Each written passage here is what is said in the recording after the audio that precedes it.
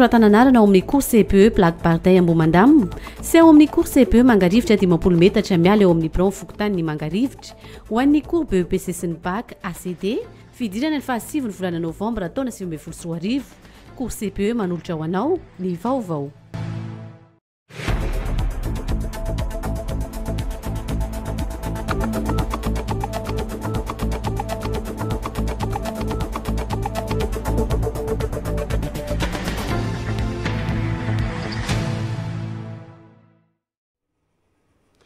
Zoma fahavalo ny volana novambra taona 2024 manolotra ny fiarabana ho antsika rehetra izay manaraka ny radio télé anakay amin'ity atoandro ity. Fotoana ny fampahalalam-baovao no iarako amintsika rehetra koa manasana ampanajana mba anaraka izany hatramin'ny farany. Anomboantsika ny fotoana amin'ity atoandro ity dia ny trangam-piarahamonina izay niseho tao amin'ny fokotany ny fiofio. Nisy ny fanafiana izay nandalo tao aminatin'izany fokotany ny fiofio izany ka misy ny fampiantsoana mpanao gazety nataon'ny tompon'andraikitra voalohany avy ao anivon'ny fokotany nanambarana ny zavanisy tany an-toerana. Sitraka Raharinjatovy no mitatitra ny fanampanazavana. Tovolahy miisa roa ny voatsindrinantso teo amin'ny tratrany ary ny iray naratra teo amin'ny tongony noho ny torabato. Vokatry ny fifanafihana natao nandiana tanora tao amin'ny fokotany ny fiofio ny ariva ny alakamisy 7 ny volana novambra taona 2024 teo. Fokotany miisa 3 dia ny fokotany ny mahabibokely, fokotany ny fiofio ary ny fokotany ny aranta no ny fanjefy tamin'io fotoana io. Nidina nandamina ny zavanisy teny an-toerana any avy eo anivon'ny fokotany sy ny mpitandro filaminany ary mitondra fanentanana ho an'ny ray aman-dreny. Ho antsika ray aman-dreny anaro eny zanatsika marina fa itsika niteraka vatana fa tsy niteraka fanahy fa mba anaro ny zanatsika fa rehefa tsy voanatrao ny zanakao dia misy mananatra azy ka zay zavatra zay zany mba fangatahana ny anay ary fanentanana ihany koa atsika aminaka fa ny zavatra ataonza zareo efa tsy rariny intsony manafika ny aty manafika ny arino fa ny vitsy mikitra ny rery. Raha ny Vaovao Rtn teny anivon'ny polisy pirenena kosa izay mbola manaraka fitsaboana eny amin'ny tobi-pitsaboana amin'izao fotoana izao ireo naratra ireo efa mandeha kosa ny fikarohana ireo navandoza. Izay ny zavanisy tao anatin'ny fokotany fiofio anoizantsika ny fotoana dia makasika ny fanaovam-beloma farany any dadarabel izay mpikambana nodimandry tao anatin'ny tarika maleo. Omaly no nanaovam-beloma azy farany ka nisy ny fitaopavavana natao tao amin'ny katedraly FJKM Analakely Antananarivo. Taorian'izay dia noentina any Antsirabe ny nofo mangatsikany na tany ihany koa no nanaovana ny fandevenana tamin'ny fahasandrazana. Misy ny fanampim-baovao makasika ny fanaovam-beloma farany any dadarabel izay hoarantsika. Omaly no nanaovana veloma farany ny nofo mangatsika ny dada Omaleo. Ny vetsona tao anatin'izany ireo hira nafantarana ny tarika hatramin'izay.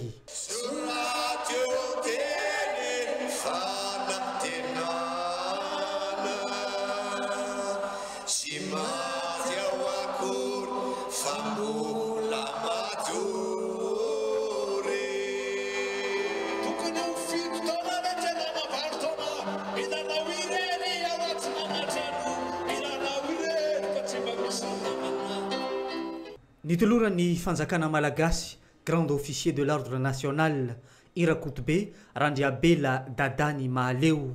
Omar Pankasitrahana tamin'ny kanto sy ny zavabitany teto an-tany. Andriamatoa Andrianabela Irakotobe Dadarabela amin'ny anaran'ny filohan'ny Repoblika Rajoelina Andry dia manolotra anao oui, on est là, grand officier de l'ordre national.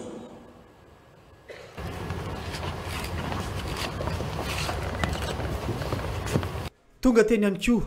ireo mpanakanto malagasy mankafy sy miondana ny hirany maleo ary ireo olona maro tsy voatanisa hita tamin'ny endrika n'ireto mpankafy ireto ny alahelo tamin'ny fanasan'ny olomanga eo amin'ny tontolon'ny kanto.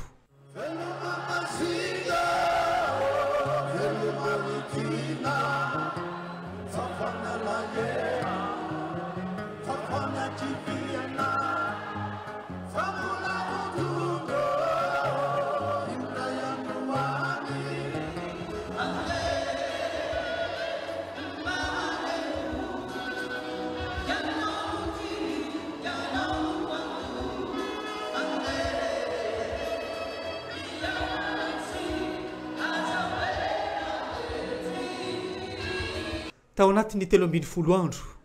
anjarezana 2 tao anatin'ny tarika maleo no lasa 3 sisa no manatevin-daharana ity tarika ity amin'izao fotoana izao. Izy ireo no ny aloha lalana fa ny hira kosa mijanona sy mitoetra eto an-tany handravaka ny androm-piainany rehetra.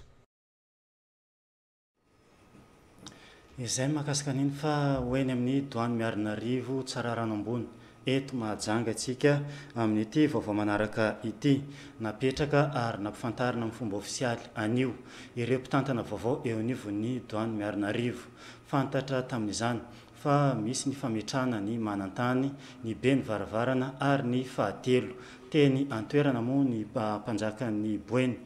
soamody niatrika ny fametrana anyreto mpitantana vaovao eo anivon'ny doany miarina rivo mahajanga ireto hoarantsika ny fanampanazavana. Napetraka anio zoma fahavalo volana novambra 2024 ireo mpitantana vaovao eo anivon'ny doany miarina rivo eto mahajanga fantatra ary fa idaboany na izarasy no napetraka ho manantany itsitoery lehibe ny varavarana ary Edoara Asindrazana no napetraka ho fahatelo eo anivon'ny doany miarina rivo mahajanga izay fanendrena ny anga avy amin'ny mpanjaka beny boeny raha samy manana ireo rehetra ireo miaraka amin'ireo mpanjaka izay mpiara-miasa aminy sy miara-mitantana amin'ny mpanjaka raha samy manana eo anivon'ny doany miarina rivo mahajanga. Voalohany teninay dia zao zay zao miresaka zao eto amin'ny doany miarina rivo nitsikirika zay amin'ny doany tao doany marobe ny zavatra mifamaofao ao ka manomboka niany zao mivolagna zao efa tsy eo tsony ireo taloha staff teto marina fa nitsirika tao doany tokotran'izay misy zavatra tsy totombagna tao fa mbo azavain'ireo mpiandraikitra vaovao najorona eto zao fa ny diako kosa aloha zao solotegnany mpanjaka be rasamy avy any Karabato izay mpanjaka be ny boeny izy nanendry izy naniraka izy an'olo le mpitantana eto doany vaovao osoloana vaovao ka noho izany efa voasolo vaovao ny mpitantana eto doany efa day ato ma dadilay daboany ato izy tsitoery reo zany tsitoery zany be ny varavara daboany manantany zay ihany tompoko no dianay nametraka le staff vaovao mitantaka an'ity doany ty ka iraka ny mpanjaka be ny boeny raha samy manana mbola velona izy mbola manoro ary mbola afaka mandeha afaka misakafo fa misy atokisandreo satria mamany io dady somody io gidadilainy ato zamany mosaji reo zany Dominiko Marzafiny eo ry zanakanabaviny eo ro baka solotenany Betsiko tonga eo ka vaninandro lehibe eto amin'ny efadia manakasana vaninandro androany zara hasy izy no manantany ray miboeny tompon'andraikitra eto voalohany mandidy sy manapaka eto amin'ny doany momba ny fanompoa araka ny teninareo teo hoe izy mitantana ny fanompoa reo telo mianaka efatra mianaka reo mitantana fanompoa efa ny lohadia mpanjaka bemboeny raha samy manana eo dady somody eo ny Prince Guy eo koa zany ny Mosaji ro jiaby zany raha fa tonga ny fanompoa ro jiaby tonga eo fa misy ny lohadia misy olo zay natolotra andreo zany no tanterana tamin'ity andro ny zoma ity ihany koa ny fitsirihana nataony reto tompon'andraikitra eo anivon'ny doany miarina rivo reto tao anatin'ny valamena taorian'izay rehetra izay nomena ny manantany zara hasy ny fanalahidy ho an'ny zomba eny amin'ny doany miarina rivo mahajanga. Fa iny voalohany ho raisitsika atao anatin'ny fampalalam-baovao amin'ity atoandro ity Eric Manana mpanakanto izay tsisy mahafantatra azy eto Madagasikara eto ihany koa Jenny izay efa hitantsika ihany miaramira amin'ny Eric Manana misy ny hetsika izay ho ataon'izy ireo eto tampon-tanànany Mahajanga izay indrindra no antony natongavany eto amin'ny fampalalam-baovao zao miarabanareo tonga soa eto tampon-tanànany Mahajanga tonga soa ihany koa eto amin'ny RTN Mahajanga faly miarabany mpanaraka ny radio télé nakay sy ny mpolo Mahajanga rehetra. Ya, misy ny hetsika teo fa natsidika ho ataonareo anio alina eny amin'ny le Rose Rouge omena ny Eric Manana angambany fanazavana voalohany makasika n'ilay hetsika. Io zany dia fa ela zany tsy tafavelona teto Mahajanga ka tonga io zany le fotoana tsika efa mataona andro na telo taona angamba teto farany zay dia tonga ity zany le fotoana io zany fampisehoana tokana zay atao ami'rosirosy rahariva manomboka amy 6 ora alina dia io moa zany rahako manao amin'ny jeny moa zany dia tena tsy zoina tsony amin'ny pony gasikara satria efa faly malala azy ny eran'ny Madagasikara izy moa zany dia teratany allemand ary niofana tanteraka tao anatin'ny mozika gasy chercheuse izy zany ao anatin'io manao fikaroana anatin'io efa namoaka boky ihany koa izy tany ivelany momba mozika gasy dia sady namako koa zany amin'ny fiainako. Inona Eric manana ny tena ampiavaka an'le fampisehoana ho ataonareo amin'ity hariva ty? Io zany dia io moa zany le fionana arak'hira ara-panahy ihany koa tsy azo difina le hira efa nafantaran'olona anay sy nafantaran'olona tsy maintsy atao fa mampiavaka azy zany hirariana zany ny zay olona te hiarahira aminay koa eny ambony seniny zany dia tena aza misarasara rehefa amin'ny fotoana ohatry zao zay le fotoana mamy ary mandalo fotsiny ihany fa dia raisinay ao tanandrozy dia hiarahira aminay eny ambony sehatra zay zany mahasamihafa ny hoe fampisehoana goavana sy ny fampisehoana hoe tahaka an'io zany akaikikaiky koa ny olona dia efa mba manazara manaroatra koa hoe manaroatra ny hoe manasa ny olona zay te hira tsy ferana mihitsy te hira hiaraka eny aminay eny na manam-peo na tsy manam-peo fa ny concert alefanay foana moa zany fa eny atsefatsefany eny zay matetika izy eo amin'ny faraparany afaka mba miara amin'era tsy olana toko fa dia tena tonga fa faraisina tanandro. Ya Jenny, ahoana ny fahavononana anao ny fampisehoana amin'ny hariva? Faly be isika tonga eto Mahajanga dia afaka manao concert amin'ny hariva androany dia tonga mba maro fa efa miandry izahay dia oui. Tokony hira firy na hoe manomboka amin'ny firy ka hatramin'ny firy eo no hiakaranareo sehatra ny manomboka amin'ny 5 dia misy hira pobaka be.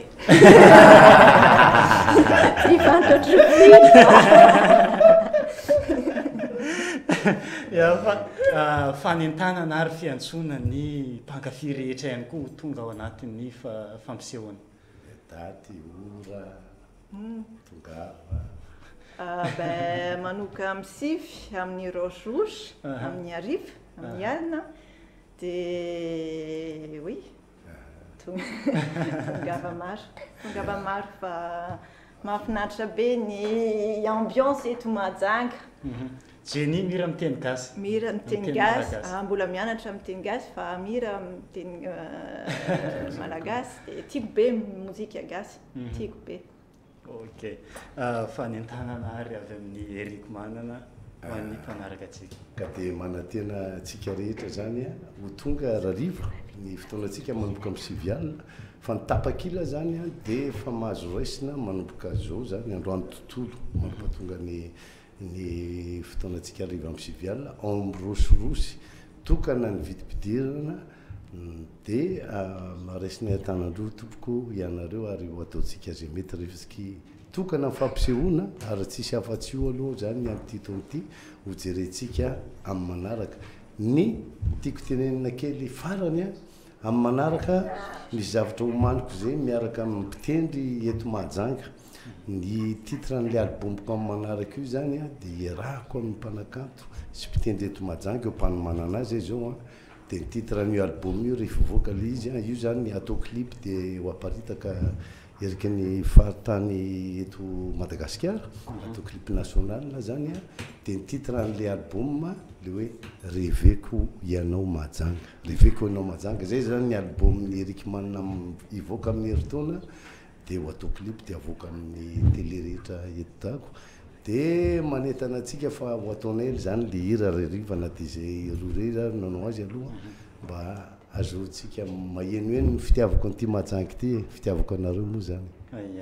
Dia ankasitrahana ianareo ny vahinteto amin'ny radio telenakay nitondra ny fampifantarana mahakasika ny fampisehoana izay ho atao eny amin'ny le Roche Rouge manomboka amin'ny 7 ora alina. Mankasitraka anareo. Sotra tompoko.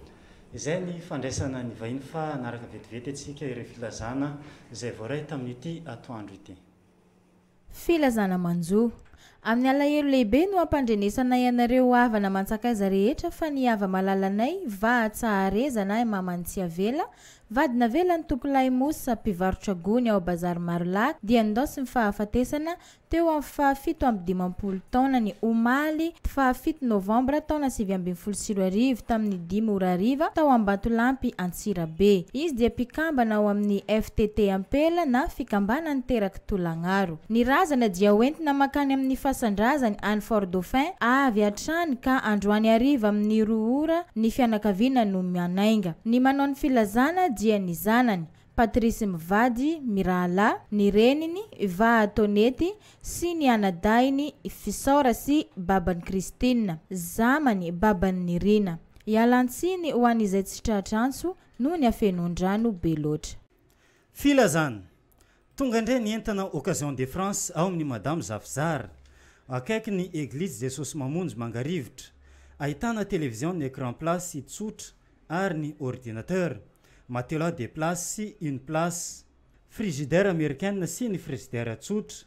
bicyclette ho an'ny olon-dehibe sy ho an'ny ankizy, chaise cuir, automobile car mety anaovana bus, congélateur, moto, lamba sy kiraro ary ny maro samihafa. Mitongava maro na dia ijery fotsiny ary ao amin'ny Madame Zafzar akaiky ny Église Jesosy Mamonjy Fokontany Mangarivitra. Ny jirama dia mampandrehantsika mpanjifa hajaina eto Mahajanga fa misy tsy fahatomombanana ny famatsiana rano amin'ny faritra maro eto an-toerana noho ny fahasimban'ny milina mampiakatra rano any an-dranotakatra izay tokony hamokatra 100 mètres cubes par heure. Misy fiantraikany lehibe amin'ny famatsiana rano izany ka tsy afaka mamokatra rano araka ny filan'ny mponina eto Mahajanga. Faritra maro no mety tsy ahazo rano ao anatin'ny 420 ora. Antany Malandy, Tanambao Sotema, Ambohimandamina, Tsararano ambony, Tsararano ambany, Manjarisoa, Antany Masaja,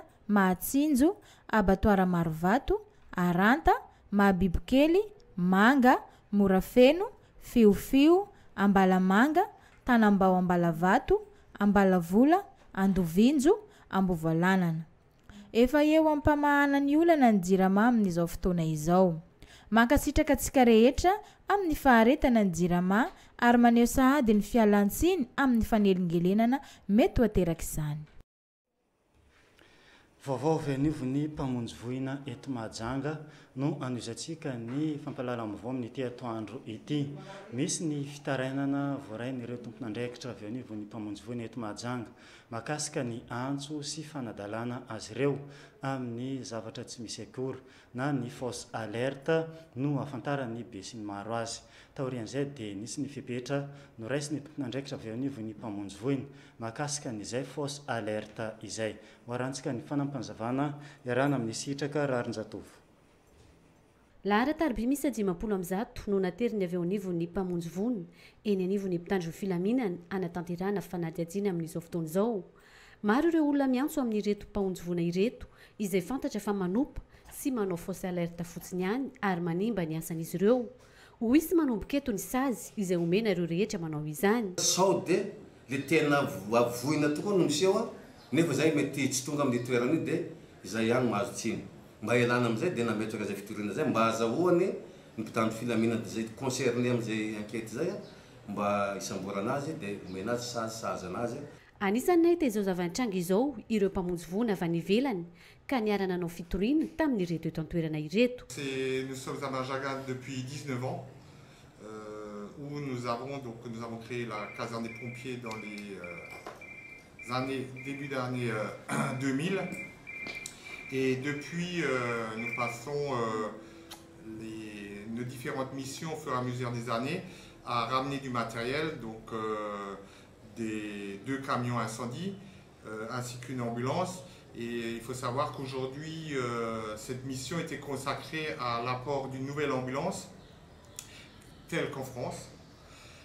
ainsi que du matériel de désincarcération. Donc il faut savoir qu'à Mahajanga, ça sera la première ville à Madagascar qui aura du matériel pour découper les voitures lors d'un accident de circulation. C'était une demande des autorités locales l'année dernière pour avoir ce matériel. Nous avons pu trouver le matériel chez nous. Et donc il faut savoir qu'aujourd'hui ce matériel est encore dans un conteneur au port, mais nous espérons pouvoir le sortir avant la fin de notre mission. Ny laharana 118 izay tsy andoavam-bola fa kosa natokana ho an'ireo manana olana sy mila fanampiny amin'ny mpamonjy voiny. Izay mahakasika an'iny fa misy ny vahiny ho raisina ihany koa atao anatin'ny fampalalam-baovao amin'ity atoandro ity. Ato ankavanako Madame Saoly ary ato ankavia kosa Andriamatoa Silasy. Izy ireo isan'ny tompon'andraikitra avy anivon'ny IFSTM eto Mahajanga. Tontolo ny fampianarana ambony no horesana eto. Miaraba anareo tonga soa eto amin'ny RTN. Ya, efa natsidika teo ihany fa iresaka makasika ny fampianarana itsika amin'ity anio ity. Omena anareo avy hatrany angamba ny fanazavana inona moa zany IFSTM izany, inona ny sampam-pianarana tena misy ao aminareo.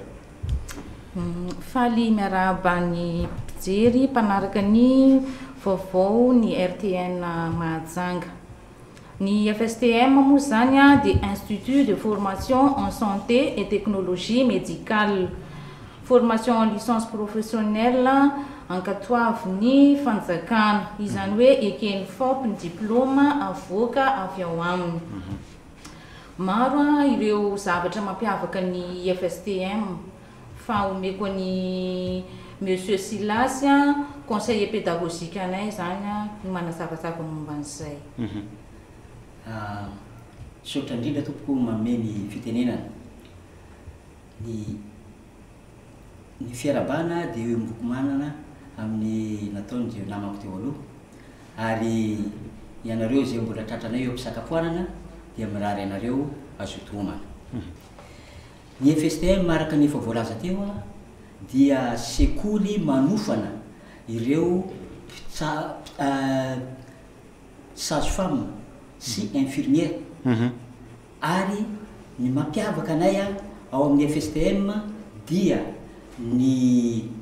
fanananay an'ilay filière technicien de laboratoire.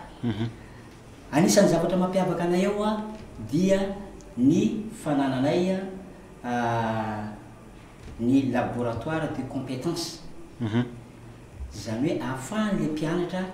tonga dia manao fampiarana avy hatrany an'ilay koro nataony teo. Manaraka an'izay dia ny saram-pianarana moa dia azo lazaina fa mora dia mora ao aminay. Manaraka izay amin'ny maha sekoly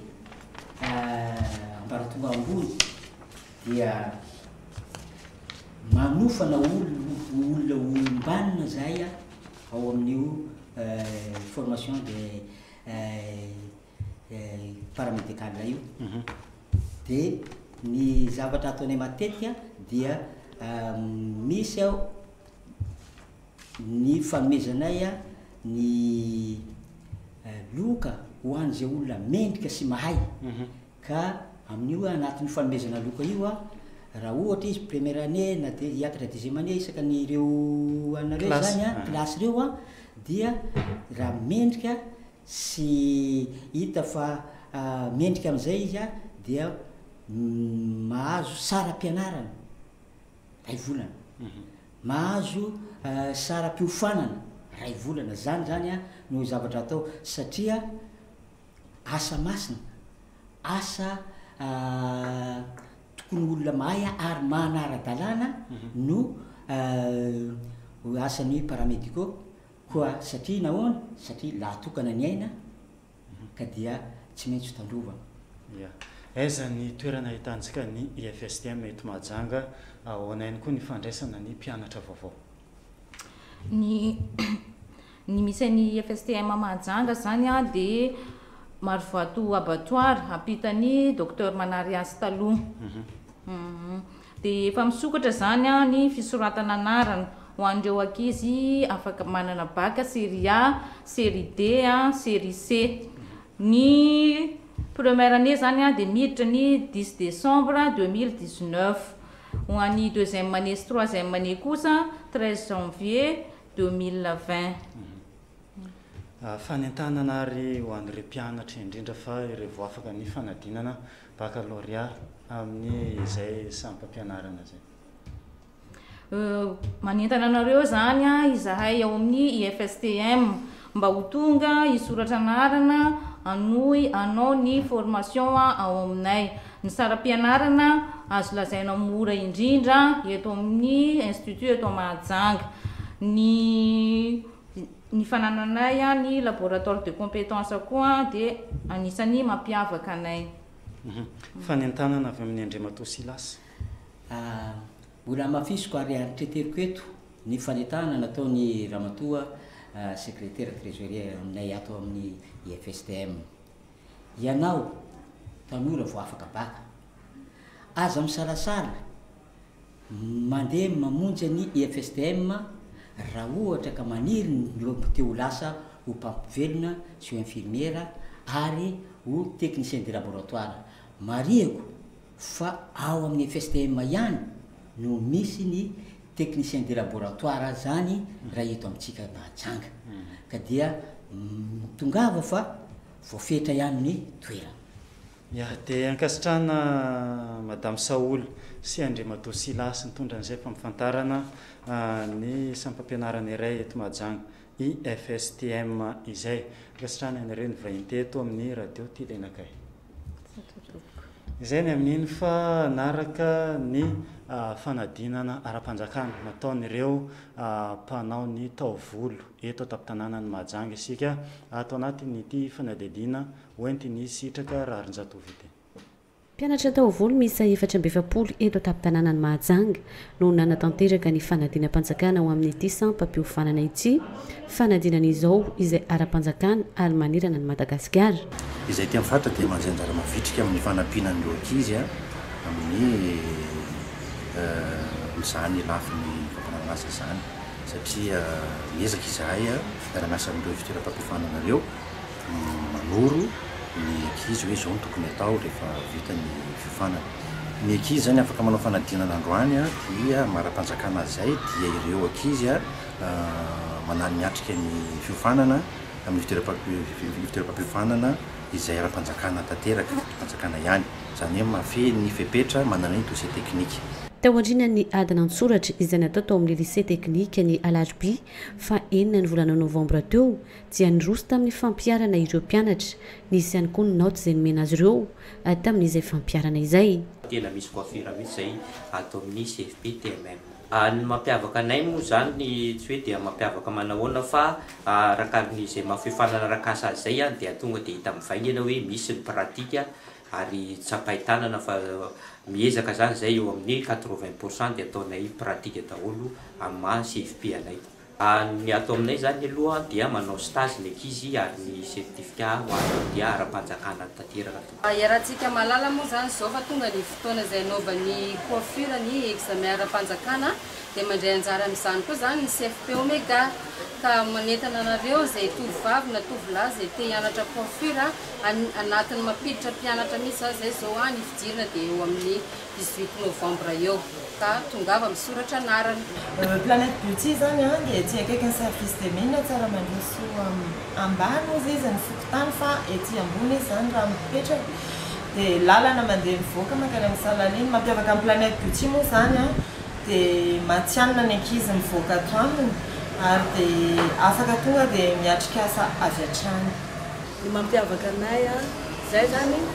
miavaka be ny promotion taty satria faharoapolo taona namoana tato ny soavolo dia zay zany efa maty any fa zadaraha satria roapolo taona zany tsy tonga ho azy dia zay zany mahazo mpianatra lavitra dia be zany mitrandraka fianarana aty Mahajanga ny fisiny soavolo eto Mahajanga dia misy anay eto amin'ny ampitany Sikibote amabibikely tsy mahafantatra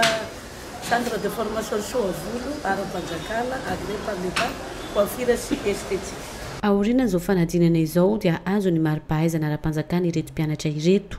ary hiatrika asa avy hatrany. Izay mahakasika ny fanadinana ara-panjakana nataon'ireo fitoeram-pianarana mahakasika ny taovolo teto an-tampon-tanànan'ny Mahajanga iny. Zao isika dia hiverina indray anaraka ny filazana c'est vrai teto amin'ny RTN. Filazana manjo Amin'ny alahelo lehibe no ampandrenesana ianareo havana mantsakaiza rehetra fa ny hava malalanay va tsaharezana mamantsy avela vadina vela ny tompolay mosa mpivarotra gony ao bazary Marolak dia ndosy ny fahafatesana teo amin'ny fahafito amby 15 taona ny omaly 7 Novambra taona 2024 tamin'ny 10 ora hariva tao Ambatolampy Antsirabe. Izy dia mpikambana ao amin'ny FTT Ampela na fikambana niteraky Tolagnaro. Ny razana dia hoentina makany amin'ny fasandrazany any Fort Dauphin avy hatrany ka androany hariva amin'ny 2 ora ny fianakaviana no mianainga. Ny manao ny filazana dia ny zanany Patrice Mivady Mirala, ny reniny Va Tonety sy ny anadainy Fisora sy babany Christine, zamany babany Nirina. Ialantsiny ho an'izay tsy tratranso no ny afenondrano be loatra. Filazana tonga ndray ny entana Occasion de France ao amin'ny Madame Zafzar akaiky ny Église Jesosy Mamonjy Mangarivitra, ahitana télévision ny écran place sy tsotra ary ny ordinateur, matelas de place sy une place, frigidaire américaine sy ny frigidaire tsotra, bicyclette ho an'ny olon-dehibe sy ho an'ny ankizy, chaise cuir, automobile car mety anaovana bus, congélateur, moto, lamba sy kiraro ary ny maro samihafa. Mitongava maro na dia ijery fotsiny ary ao amin'ny Madame Zafzar akaiky ny Église Jesosy Mamonjy Fokontany Mangarivitra. Ny jirama dia mampandrehantsika mpanjifa hajaina eto Mahajanga fa misy tsy fahatomombanana ny famatsiana rano amin'ny faritra maro eto an-toerana noho ny fahasimban'ny milina mampiakatra rano any an-dranotakatra izay tokony hamokatra 100 mètres cubes par heure. Misy fiantraikany lehibe amin'ny famatsiana rano izany ka tsy afaka mamokatra rano araka ny filan'ny mponina eto Mahajanga. Faritra maro no mety tsy ahazo rano ao anatin'ny 420 ora. Antany Malandy, Tanambao Sotema, Ambohimandamina, Tsararano ambony, Tsararano ambany, Manjarisoa, Antany Masaja, Mahatsinjo, Abattoir Marovato, Aranta, Mahabibikely, Manga, Morafeno, Fiofio, Ambalamanga, Tanambao Ambalavato, Ambalavola, Andovinjo, Ambovalanana. Efa eo ampamahana ny olana ny jirama amin'izao fotoana izao. Mankasitraka antsika rehetra amin'ny faharetana ny jirama ary maneho sahady ny fialantsiny amin'ny fanelingelenana mety hoateraka izany. Hoeny amin'ny Fokontany Tsaramaondro Sambany atsika misy ny loto eny amoron-dalana indrindra fa eny amin'ny mpivarotra ivelan'ny bazary Tsaramandroso. Taorian'izay dia nisy ny famoriana ireo mpivarotra rehetra izay notanterahany ny komity Fokontany ao anatin'izany Fokontany Tsaramaondroso ambany izany no tapaina tao anatin'ny fivoriana ny fandraisana an-tanana izay ataon'ny Fokontany amin'ny fanadiovana ny toeram-pivarotana rehetra ivelan'ny bazary Tsaramandroso. Omaly tolakandro no nanaovana ny fivoriana hoarantsika ny fanampanjavana makasika an'izay. Horaisy ny Fokontany Tsaramandroso ambany an-tanana ny fanadiovana ny toerana rehetra ivarotana eny ivelan'ny bazary Tsaramandroso. Fantatra izany rehetra izany. Taoriny fivoriana ny komity Fokontany niaraka tamin'ireo mpivarotra rehetra eny ivelan-tsena ny tolakandro ny alakamisy fa 7 ny volana Novambra 2024. Tanjona moa zany ny fanadiovana ny ty tatatra ty lakan-drano mahazo amin'ny hors marché ampitan'ny Église catholique rehetrarehetra io. Fa i raha mahita ma tena loto ao ka zay no natonga anay tompony rehetra voalohany eto an'ivo Fokontany Tsaramaondroso ambany tompoko nampiantso an'izy ireo. Mialatsinykely moa ka sena tara ty zavatra anankiray ty fa za moa zany taloha tena nanao an'izy io fa misy taratasy nalefa ny be ny tanàna taty amiko tena izy io ambany masoko eto dia nanakanana nanay Fokotany hoe tsy compétence nareo Fokotany no anao ny fanadiovana io. Zany na tonga ny teniko tena nanajanona an'io tanteraka re tompoko. Fa am'izao zany tsy ekeny eritreritrako zany, tena tsy ekeny eritreritrako fa aleo zany satria za mba tompona andraikitra koa eto ny Fokotany adidiako tia dia nitsangana ny tenako. Tsy midika kory anohitra ny taratasy nalefa ny be ny tanàna fa matsapa tompoko izahay fa matsiaro mijaly ary matsiaro fa tena hoe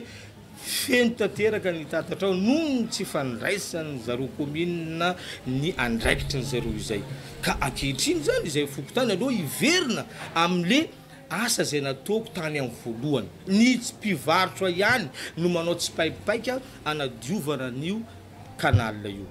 donc zany efa tapaka teo zany fa 200 ariary isan'andro ho alainay am'ireo mpivarotra reo no anadiovana nio lakan-drano fa raha mahita tompoka tena loto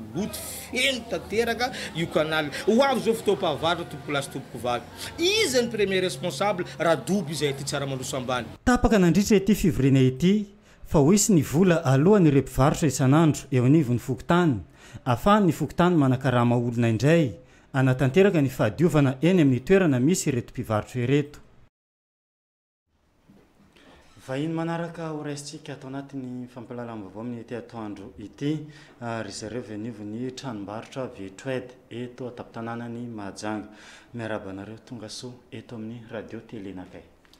ya voalohany indrindra aloha dia faly miaraba ny namana faly miaraba ihany koa ny mpanaraka ny fampalalam-baovao ny RTN amin'izao atoandro zao Vitroed fantatra amin'ny fivarotana telefona sy ny fitaovana elektronika maro samihafa tafiditra anatin'izany ny carte mémoire ny télévision ny écran plat omenanao angamba ny fanazavana mahakasika ny reto vokatra vaovao izay noentina ho an'ny mpanaraka antsika reto ya voalohany indrindra aloha zany dia mandehandeha ny an-dalana ena ny tena dia maro ny olona no miteny hoe ahoana le promotion anareo nareo ohatra ny mandalo kely eo amin'ny RTN dia miteny hoe misy promotion androany dia izay nefa ny amin'ireo fotoana ireo mbola tsy manam-bola fa izay amin'izao vao manam-bola dia noho ny famaliana an'izay etaetan'ny mpanjifa izay dia tiako indray mampafantatra anareo fa averintsika indray androany le promotion le azahoanao carte mémoire 16 giga zany hoe raha manjifa telefôna Android ianao manomboka amin'ny 75 000 ariary na 10,000 sy 7 alina ariary dia tolorana hoe carte mémoire 16 giga carte ohatran'izao le izy zany hoe noho ny fangatahany maro zany dia naverinay izy io dia akoatran'izay misy ihany koa ny arrivage vaovao amin'ny Vitroed anisan'izany ohatra ity telefôna Wiko ity izy ity dia vao mafana tokoa izy ity ary anisan'ny tena miazakazaka be ny olona manjifa n'izy ity amin'ny Vitroed satria dia jifainao amin'ny vidiny 140 000 ariary fotsiny izy ity raha manjifa n'ity zany ianao dia mahazo an'le carte mémoire 16 giga mazava ho azy dia akoatran'izay misy ihany koa an'itony telefôna misy tosotony izy ity koa dia promotion be ao amin'ny Vitroed izy ity sele ohatran'izao mihitsy ny varotany an'izy ity aminareo telefôna lava arc 107 izy ity izy ity dia jifainao amin'ny vidiny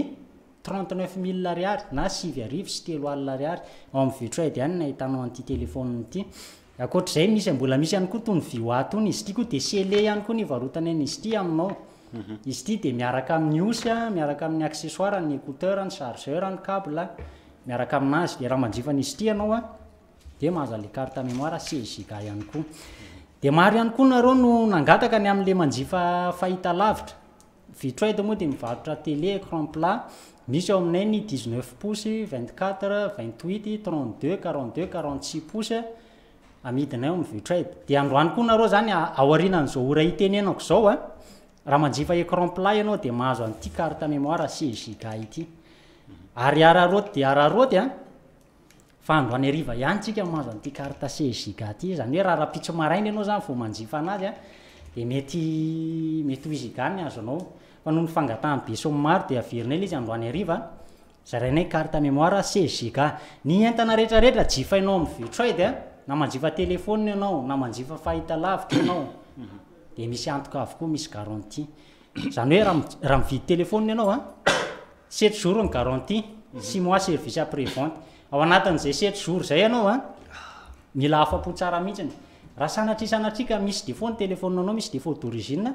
dia miverena malakilaky ao amin'ny Vitroed ao anatin'izay 7 jours zay fa soloinay ny telefôna anao ny télé indray dia ny garantie anay dia 3 mois zany hoe raha manjifa télé anao dia misy garantie 3 mois ka zay ny anetananay anao hoe ny zavatra midiny eo amin'ny Vitroed tsara mora misy antoka ka zay no teneniko hoe aza mangata akandro tsony aza misalasala tsony manatona an'izany Vitroed zany fa mifandraisana anao dia tena mahafinaritra fa tongava mitsidika an'izany Vitroed zany teny fohy farany aiza ny toerana misy ny Vitroed eto Mahajanga toerana ahitanareo amin'ny Vitroed eto Mahajanga zany dia tokana ihany eo tsara mandroso misy anay en face ny plateforme eo menamena ny lokon'le trano dia misy soratra eo ambony hoe Vitroed dia ao misy anao miandry anao zay tongava manentana anao zay tongava raha mety de tongava loloa sao de tsy mahatratra fa raha ohatra maly zao maro de maro ny olona tsy nahazo ka no nifangatandry zareo zay hoe tohizy le promotion raha pitso de nitohizanay atraminy androany le promotion zany hoe na tsy tonga eto zay na tonga eto zay de tongava foana mitsidika an'izany vetraidy zany fa ny promotion de misy isan'andro fa miovaova araky ny fotoana atongavanao any fotsiny zany hoe raha androany ianao tonga de mahazo an'ity carte CSG ty fa raha koatra ny androany ianao de tongava foana fa mahazo ny anjaranao foana ianao ya dia ankasitrahana ianareo avy anivo ny vetroaidy eto Mahajanga nitondra an'izay fampifantarana ny tolotra misy eo anivo ny toeram-pivarotana vetroaidy izay mankasitraka anio zatsika ny fotoana ny fampalalam-baovao amin'ity atoandro ity ny fanesesy indray ny loza mpifamovoizana teto tapin-tanàna ny Mahajanga tsy mitsahatra ny tompon'andraikitra avy anivo ny mpitandro filaminana mitondra fanentanana ho an'ny rehetra indrindra fa ny mpamily mba hisoroana ny loza izay mety seho eny amin'ny fifamovoizana eny hoarantsika ny fanazavana mahakasika an'izay hoentiny sitraka rarin-jatovy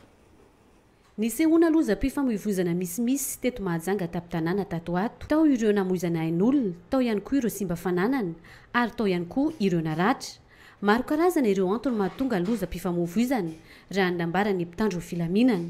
maromaro hitantsika hoe misy ny accident sampy ny fiara na atao hoe accident matériel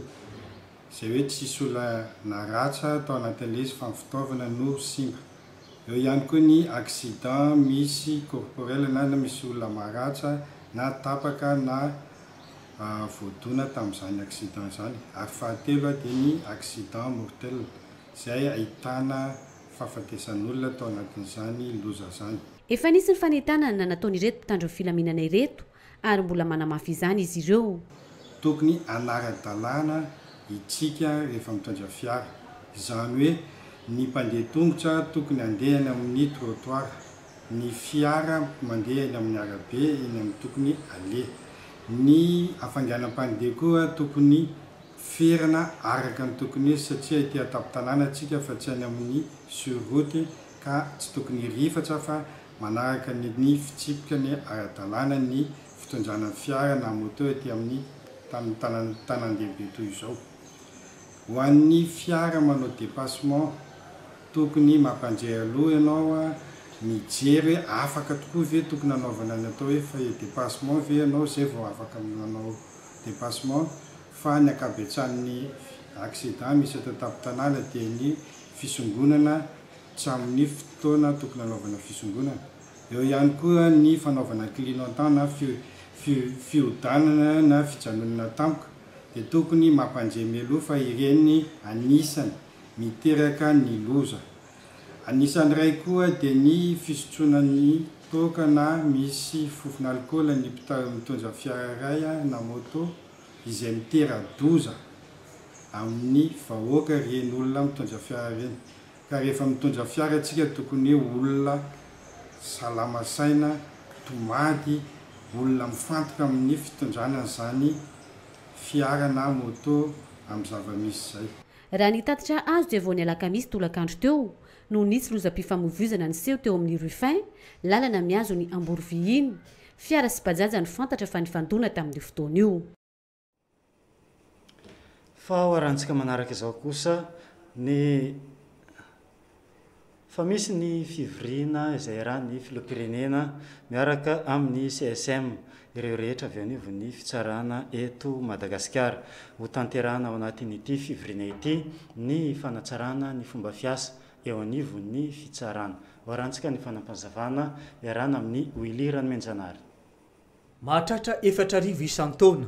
ireo antota-taratasina dia tsy voatsara eny anivo ny fitsarana ireo olona izay amahazo ny MD systématique no tena maro ao anatin'izany nisy araka izany ny fivoriana niarahan'ny filohan'ny Repoblika ny Madagasikara Andry Nirina Rajoelina sy ny CSM andiniany ny hanatsarana ny fitsarana eto Madagasikara voaresaka tao anatin'izany ny tsy maintsy hanafainganana ny fitsarana ary amin'ny alalan'ny fitsarana mitety vohatra no hanaovana izany manerana ny Madagasikara voaresaka ihany koa nandritra n'ity fivoriana ity ny fisiany kolikoly eny anivo ny fitsarana ny aiky mihitsy ny ministry ny fitsarana fa mbola misy ny tsy fahatomombanana ny enenivo ny fitsarana eto Madagasikara. Io no le fanaovantsika lay systématique amin'ny resaka mandat de dépôt. Donc iny zany mba tiako hodinihana aminareo kely hoe inona mahafahantsika manafana amin'izay zavatra izay. Ny zava-dehibe dia efa ndraindraikitra moa zany ny ministra teo ary hodinitsika eto miaraka androany koa ny fomba anafanganana anao manerana ny Madagasikara tsy eto amin'ny fonjana Antananarivo ihany fa manerana ny nosy. Piasa ny fitsarana miisa 8 no iakatra ny filan-kevitry ny fitsarana mandritra ny fivoriana tanterahany filohan'ny Repoblika ny Madagasikara sy ny CSM ity. Ny tanjony dia ny hanatsarana ny fitsarana eto Madagasikara sy famerena ny fitokisan'ny vahoaka ny fitsarana. Izay mahakasika ny fivoriana iarahan'ny filoham-pirenena sy ny CSM eto Madagasikara eny. Fa horantsika manaraka izao kosa ny fampifantarana ny IGM ivitoerana fampianarana iray Institut Universitaire de Gestion et de Management ao anatin'ny Université ny Mahajanga. Horantsika.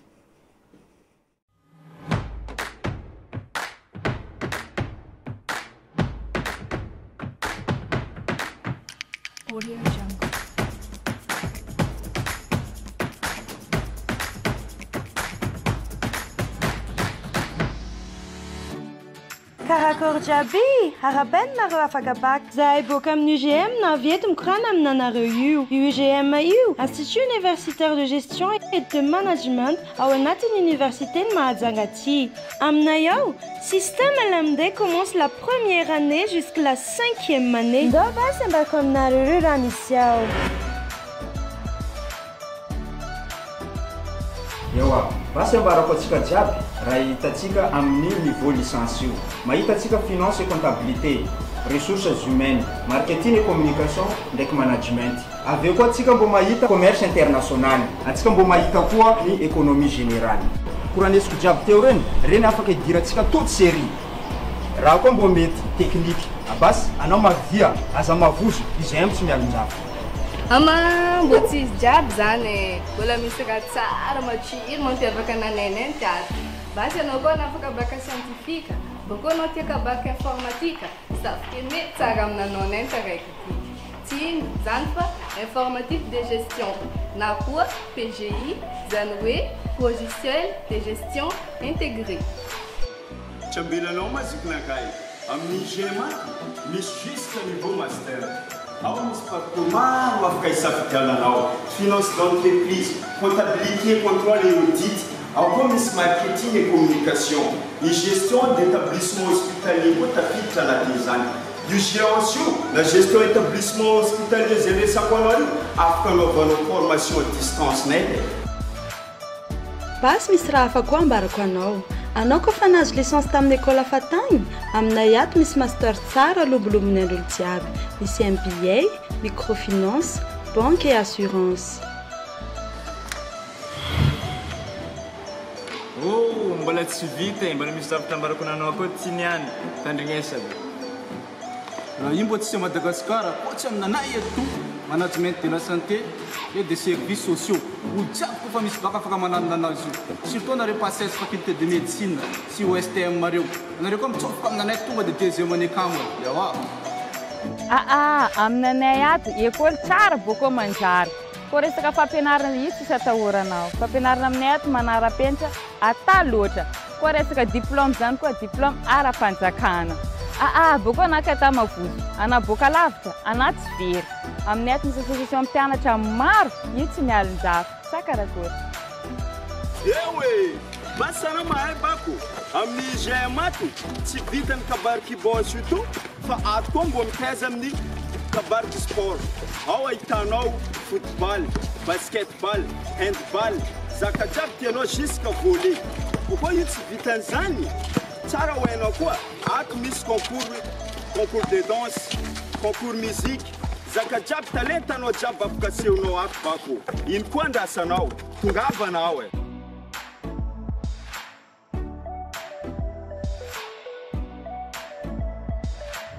Hainao koa misy IGM ty manjary, fa mivelatra, fa mandroso koa. Fa misy annexe anazy koa zay ty antsoy, ameva tanàna. Zay ty anao. anafaka misafidy tsara bako ke basy tena kamy mazonga ty kiasy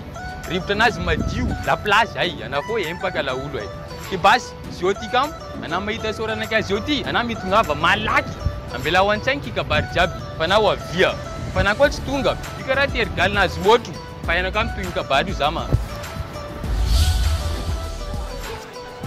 eo a basy zany koragnanay misaotra antsika ny tandriny miazo ovaniko lakana ny taninanoriany tsara miabona anareo zay kiasy jiaby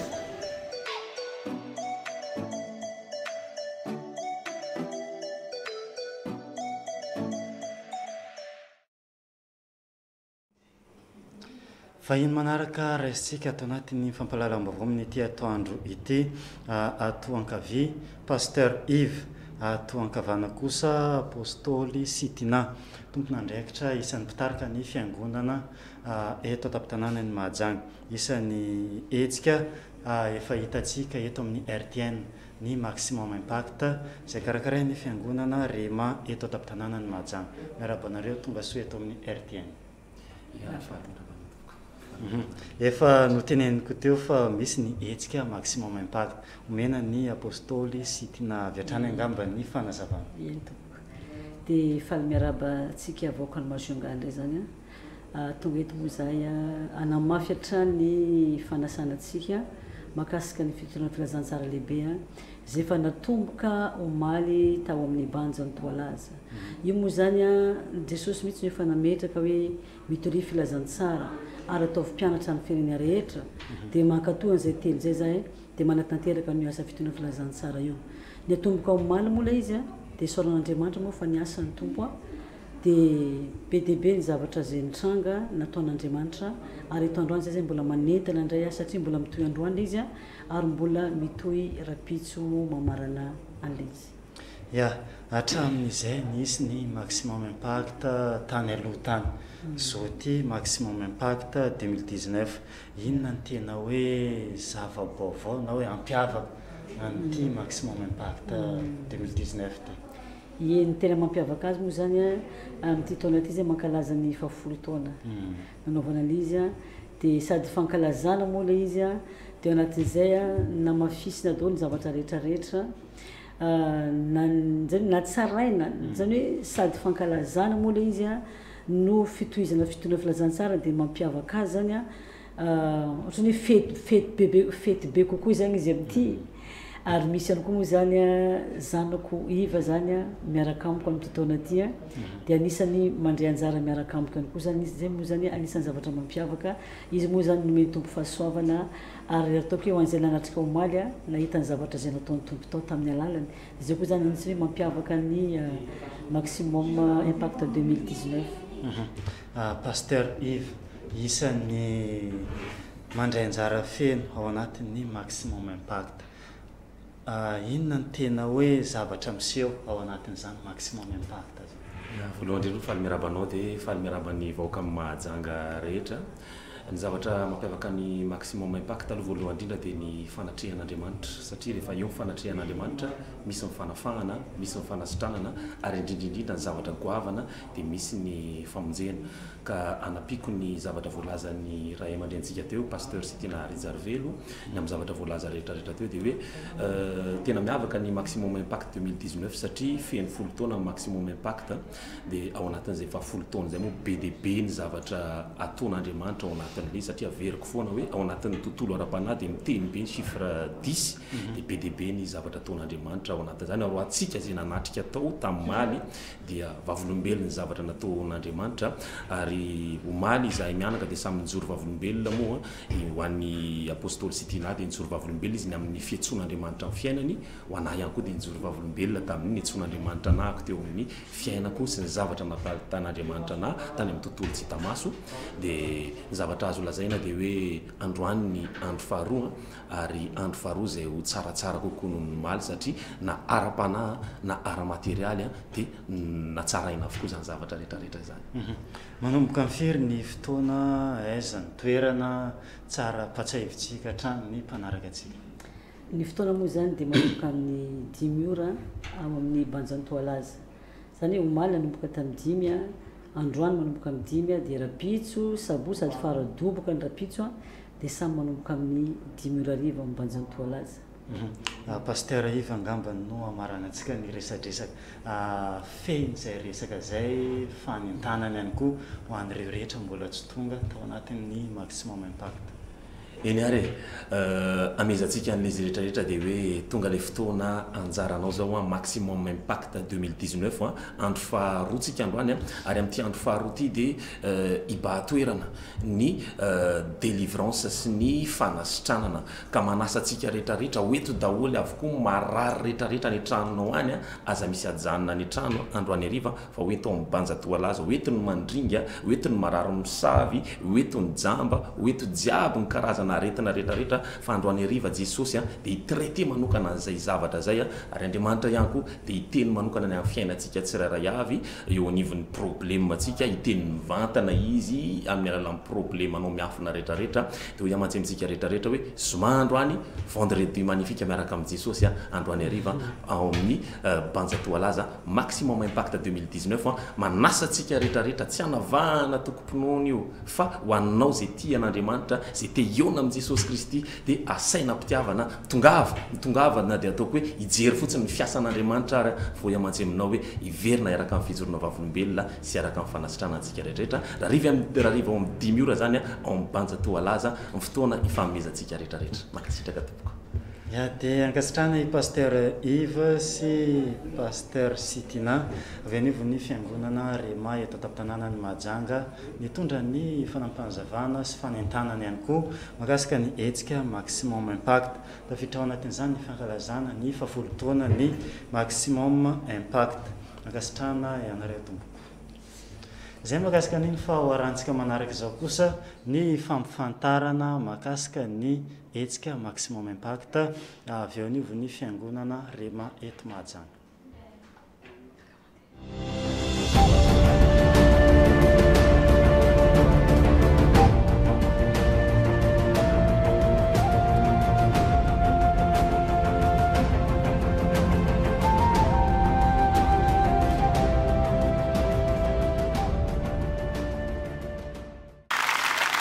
Armino fampi androanty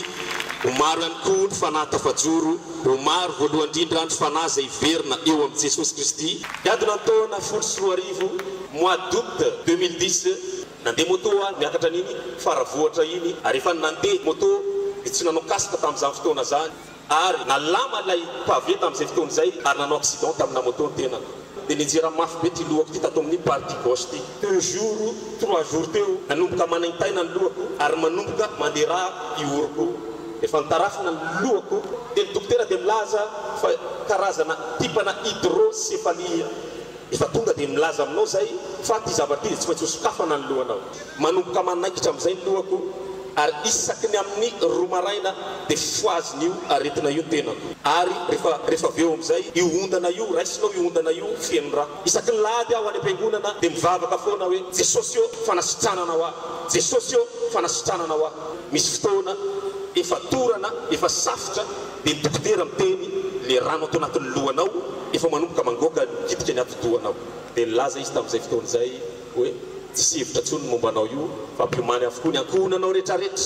fa tsy maintsy hosokafana ny lohanao ranomasina mena ainao ny nanasaraka azy mainka ave fa rano kely dia io rao anaty lohako ary nandoalika mivavaka latsinainy amin'izay gaga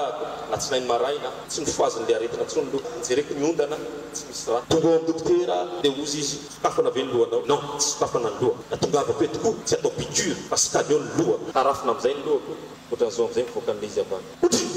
misy erreur ty avona eny misy erreur ty dia fa aleloianta ny boky tany aloha tsy te alala sy erreur anaty machine ho aza fa zavatra fantatro dia zao Andriamanitra fa hivavahako dia manasika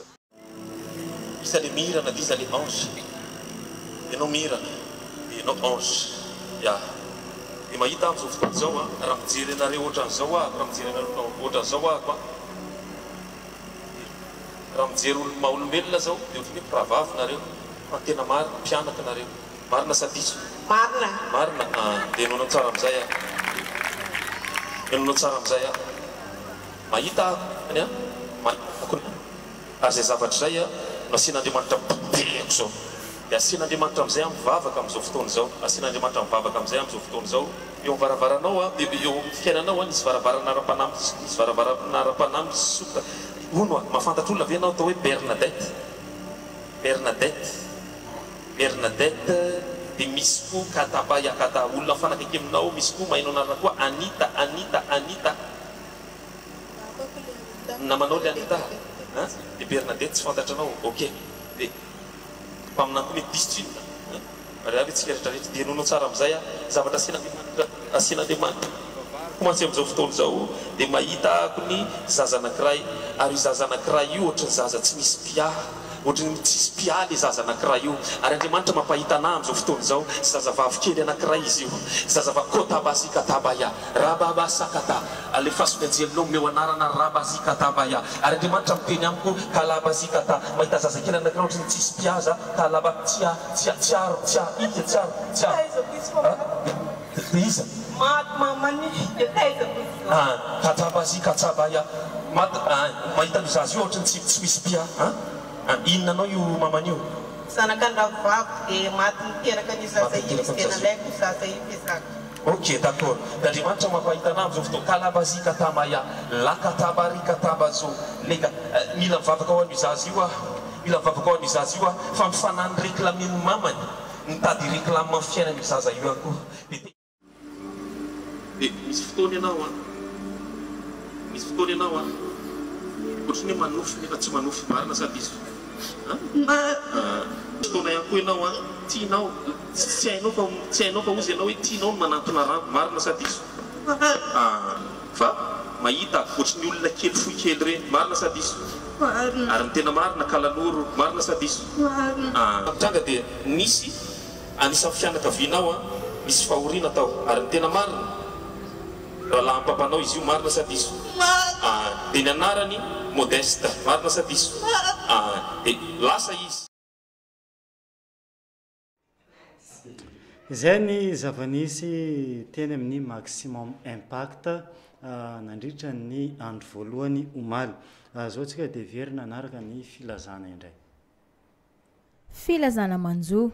amin'ny alahelo lehibe no ampandrenesana ianareo havana mantsakaiza rehetra fa ny hava malalanay va tsaharezana mamantsy avela vadina vela ny tompolay mosa mpivarotra gony ao bazary Marolak dia ndosy ny fahafatesana teo amin'ny fahafito amby 15 taona ny omaly 7 novambra taona 2024 tamin'ny 10 orariva tao Ambatolampy Antsirabe izy dia mpikambana ao amin'ny FTT Ampela na fikambana ny teraky Tolagnaro ny razana dia hoentina makany amin'ny fasandrazany any Fort Dauphin avy hatrany ka androany ariva amin'ny 2 ora ny fianakaviana no manainga ny manao ny filazana dia ny zanany Patrice Mivady Mirala ny reniny Va Tonety sy ny anadainy Fisora sy babany Christine zamany babany Nirina ialantsiny ho an'izay tsy tratrantso no ny afenondrano be loatra filazana tonga indray ny entana occasion de France ao amin'ny madame Zafzar akaiky ny église Jesosy mamonjy mangarivitra ahitana télévision ny écran place tsotra ary ny ordinateur matelas de place sy une place frigidaire américaine sy ny frigidaire tsotra bicyclette ho an'ny olon-dehibe sy ho an'ny ankizy chaise cuir automobile car mety anaovana bus congélateur moto lamba sy kiraro ary ny maro samihafa mitongava maro na dia ijery fotsiny ary ao amin'ny madame Zafzar akaiky ny église Jesosy mamonjy fokotany mangarivitra ny jirama dia mampandrehantsika mpanjifa hajaina eto Mahajanga fa misy tsy fahatomombanana ny famatsiana rano amin'ny faritra maro eto an-toerana noho ny fahasimbany milina mampiakatra rano any an-dranotakatra izay tokony hamokatra 100 mètres cubes par heure misy fiantraikany lehibe amin'ny famatsiana rano izany ka tsy afaka mamokatra rano araka ny filanimponina eto Mahajanga faritra maro no mety tsy ahazo rano ao anatin'ny 420 ora Antany Malandy, Tanambao Sotema, Ambohimandamina, Tsararano ambony, Tsararano ambany, Manjarisoa, Antany Masaja, Mahatsinjo, Abattoir Marovato, Aranta, Mahabibikely, Manga, Morafeno, Fiofio, Ambalamanga, Tanambao Ambalavato, Ambalavola, Andovinjo, Ambovoalanana. efa eo amin'ny mpamahana ny olana ny jirama amin'izao fotoana izao. Mankasitraka antsika rehetra amin'ny faharetana ny jirama ary maneho sahady ny fialantsiny amin'ny fanelingelenana mety ho ateraka izany.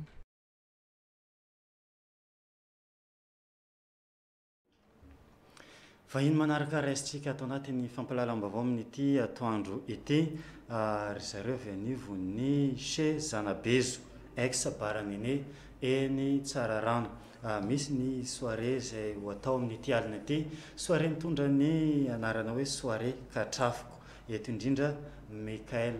izay fantatsika eo amin'ny tontolon'ny kanto eto Mahajanga, eo ihany koa Madame Na. Miarabanareo tonga soa eto amin'ny RTN. Miarabanao Aldo, miarabany vokany Majenga tsy ankanavaka zay mitandregna amin'ny radio marigny fionay direct ndraiky mahita zay direct koa amin'ity mantsagna ty. Ya, tonga dia omeko amin'ny Mikael avy hatrany angamba ny manazava mahakasika ny soirée izay ho tanterana amin'ity anio ity ao amin'ny chez Zanabezo ex Baranene. Ya, 2 semaines de préparation izy tiky ho antsika zay amaramparagna vacances satria mbola misy vacances atsika mitendry fa sasany efa mianatra. 2 semaines de préparation izy tiky aiza les places maro be nandalo zay miova koa miova fa raiky ty donc adiny ela eky chez Zanabezo Baranene Pont Blanc. Rendez-vous tsika niany efa mandeha publication Facebook fa misy 2 semaines zay de rendez-vous tsika niany zay au grand complet ao atsika zay zatra ambiance mankafy ambiance nay jiaby zay au grand complet Mikael ndraiky mpitendrinazy ao anafana niany aligny. Ahoana ny fahavononana amin'ny rehetrarehetra, ny boisson, ny parking, ny sécurité sy ny sisa. Ie, faly miarabanareo voalohany indrindra zany dia faly miarabanareo atao amin'ny RTN. Ny boisson bien glacé, sécurité koa assuré, milamina raha jiaby, mitondra nata moto firy ao, tôbily firy complet raha jiaby, tsakitsaky complet ao jiaby, raha jiaby ao complet jiaby anareo foana andrasana. Arrive à 20h manomboka manko les soirées, soirée katrafika eo, miavia maro nareo iaby Majunga. Ya, Mikael fanentanana angambany amaraparanantsika ny resadresaka.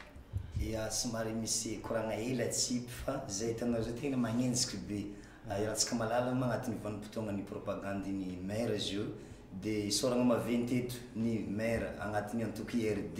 zay tsy nagnadio ny groupe Mikael zay hitanareo zao boka Marovoay nagnenjiky Majenga tiky. Ke tiako ambara misokatra mazava be ny contact amin'ny groupe Mikael ho anareo zay hagnano propagande indrindra tamitagnana Majenga zay mbola andeha pour berger mbo andeha mampikony hagnano resaka propagande ke misokatra ho anareo jiaby ny contact dia anareo zay ho avery 20 eto za magnambara fa ny table efatra alifarany aloha to dia efa vita réservation jiaby ke somary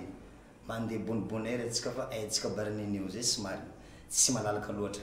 ke mikaiky anareo jiaby zay 19h musicien fa mitendry 20h Mikael fa mihira izy ty monko edy tsy dia iboaka isaka événement iboaka amin'ny télé tsy andro loatra fa nanjary lamodin-draha tafara izy tena koa tsy miboaka amin'ny télé karaha manintsinintsy les soirées ke zegny niboana eto niany amin'ny soirée tsika niany tiky amin'ny Zanabezo amin'ny Baranene amin'ny Pont Blanc ry kaiky anareo manafiny jiaby za matoky ho feno tsisy place koa ny anariva tonga va maro atsika manafiny jiaby. Ya, dia ankasitrana Mikael isan'ny mpanakanto hitarika ny hetsika soirée katrafiko amin'ny chez Zanabezo. Dia ihany koa Madame Na isan'ny mpikarakara tompon'andraikitra ao anatin'izany soirée izay ho tanterana anio hariva izany. Mankasitraka anareo ny vahiny teto amin'ny RTN. Merci atsika jiaby. Izay ny fandraisana ny vahiny fa misy ny fampifantarana sy ny vaovao avy anio ny fiangonana Vaovao ny Oloko eto atapy-tanànany Mahajanga. Hoarantsika. Atolotra ny araba ho amintsika rehetra mpanaraka an'izao fahita lavitra izao zava-dehibe ny fionana satria anomboka séminaire vaovao isika raha mipitso asabotsy amin'ny 7 ora maraina eny amin'ny trano fivavahana vaohaony oloko exaof matapasika majanga-be ambadiky ny orinasa komama raha vany analakely ianao dia mahita ny app parday dia eo ny miala dia eo ampitany ao zany ny trano fivavahana vaohaony oloko raha vaty amin'ny score ianao dia afaka ny rond-point ohatra dia ho any am-poriny dia rehefa eo aloha eo mahita 4 semaine dia eo no mijanona dia mitodika metsinany indray ianao dia eo ny trano fivavahana vaohaony oloko aza vaiko tsara satria maro amintsika no miantsy hoe tsy hitany pasteur nefa an'izay mangeteta dia eo zany ny toerana isaky ny asabotsy manomboka amin'ity rapitso dia anana fotoana ngeza be tsika ary tena miavaka tokoa voalohany dia ampafantarina anao makasika ny amin'ny atao hoe inona ny tokony ataonao tonga ny fombiazanao tsy anto itsony na hoe tsy voasakana itsony ao ambadika izay ihany koa dia iresakytsika makasika ny amin'ny hoe inona ny antony mahatonga ny olona anankiray voasakana mety io asana devoly mety ho famosaviana io mety ozona avany amin'ny ray aman-dreny io mety ozona avany amin'ny razambe ary ozony baiboly hoe misy ihany koa fotana nataon'le olona raha ndray ohatra anankiray omeko atsika satria sombotsombony fotoana eto ohatra hoe nisy fotoana ianao na efa manambady ary nareo mivady fa mbola tsy tehiteraka ka nanala zaza ohatra dia misy ny atao hoe fanahana fahafatesana dia manomboka eo tsy mahatsangany zavatra intsony ianareo milasa manofo ratsy amin'ny alina manofo mahita olona maty manofo makany ampasana na ihany koa manofy olona amin'ny alina miara-matorona tonga dia olona miviole zany hoe ao anatinofy dia misy olona tonga dia tamy avany dia hitady firaisana zany amin'le olona ary na lehilahy na vehivavy dia tratrana kanjavatra ohatran'io dia rehefa aveo miady foana ao tokantrano dia misy fotoana izy ireny mefara amin'ny fisarahana rehefa tsy vita délivrance raha tsy tratrany tsy tonga any amin'le fotoam-bavaka zany dia misy fotoana potika ny tokantranon'le olona dia eo le olona ny lasa saina hoe avy amin'Andriamanitra raha ve mivadika io sa tsy avy amin'Andriamanitra lasa saina le olona ny tena marina nefa na avy amin'Andriamanitra ara le zavatra anankiray fa tsy hain'le olona ny tokony atao dia voasakana ny fahavalona hovainy devoly lalan'le olona dia lasa misy déviation dia mivilany amin'ny tsy tokony aleny dia tsy tonga any amin'ilay tanjon'Andriamanitra tsy tonga any amin'ilay programan'Andriamanitra maro amintsika eo tokantrano zao mety tratrana kanjavatra ohatran'izany ianao telo ny zanakao telo ny ray dia iza amin'ireny anankitelo ireny ary zany ny tena avy amin'ny tompo mety lasa saina ianao mivavaka ianao ankehitriny fa ny magaga rehefa misy olona ihany koa miaraka aminao dia ohatrany hoe mampanantena fotsiny io dia tsy tonga mampanantena mantsy ianao tsy isy famatsiana mampanantena andefa vola amin'ny fianakaviana avy any ampitany ranomasina na eto atoerana avy any faritra hafa fa tsy mety tonga le izy isaky no tonga le vola dia misy sakana dia hitanao tsy mahomby ianao mindram-bola ianao any amin'ny fampindranam-bola tonga ny vola rehefa tonga ny vola ampiasa azy ianao tsy misy fombiazana reraka ianao ny fiafarana dia hoy aho hoe izay ny antony ty fotoana antsika ty iresahana makasika ny amin'ny atao hoe fombiazana tsy voasakana io fombiazana tsy voasakana io dia karazana fanava amin'Andriamanitra izy io apetraka Andriamanitra ao anatin'ny olona anankiray dia io no misitona ny fahasoavana sy ny fahatsarana ny fahalebiazana rehetra tao amin'i Jesosy izy io dia efa lasa Jesosy dia nafindrany tao amin'ny apôstôly dia rehefa lasa indray ny apôstôly dia nafindrany tamin'ireo mpianatra ny tompo maro dia tonga zao ny fotoana ankehitriny ho afindran'Andriamanitra ty amintsika mianakavy mahafinaritra ny fiarahana tao anatin'ilay fandraisana lova avy amin'Andriamanitra fahamatorana ara-panahy kristianina maro no sady niova fiainana niova fo niova fanompona niova fomba fanao ary ny mahafinaritra dia niova mihitsy ny fiainana tao anatin'izay anjaranao indray zao no misitraka na ao anatiny ty atao hoe fombiazana tsy voasakana ity mety ho antsika rehetra na iza manaraka amin'ny fandarana ao anatin'ny vaovao na efa vita ny vaovao vao mahita ianao tsy manino zany fa zava-dehibe ny fahitanao tongava fa hoy aho hoe tsy hanenina ianao toerana ve tsy miova eny amin'ny trano fivavahana vaohaony oloko exof matapasika majanga-be ambaditry ny orinasa komama ho tahin'Andriamanitra manokana ny fiainantsika mianakavy ao anatin'izay nety moa manapetra eo amin'ny écran eo misy lara telefôna fanao fandray mivantana ny pasteur Rijaso raha mira talidanina na fanampanazavana zao ihany ny zavatra fantatsika efa niomanana teo anatrehan'Andriamanitra io anova ny fiainanao Andriamanitra anisy soanao ny tompoka dia mametraka ny veloma mandra-piona ao amintsika mianakavy samy io tahin'Andriamanitra veloma tompoko izay ny koa no amaranantsika ny fotoana ny fampalaram-baovao tamin'ity atoandro ny zoma fahavalo ny volana novambra 2024 ity kasitrahanantsika rehetra nanaraka ny fotoana teto amin'ny radio tele nakahatra amin'ny farany mametraka ny veloma amintsika rehetra amin'ny manaraka indray veloma tompoko efa misokatra ny fisoratananarana ao amin'ny cours CPE plaque barday Ambomandam sy ao amin'ny cours CPE mangarivitra 10 metatra miala eo amin'ny bron fokotany ny mangarivitra ho an'ny cours BEPC sy ny bac ACD fidirana ny fahasivy ny volana novambra taona 2024 ny cours CPE nanolotra ho anao teo ny vaovao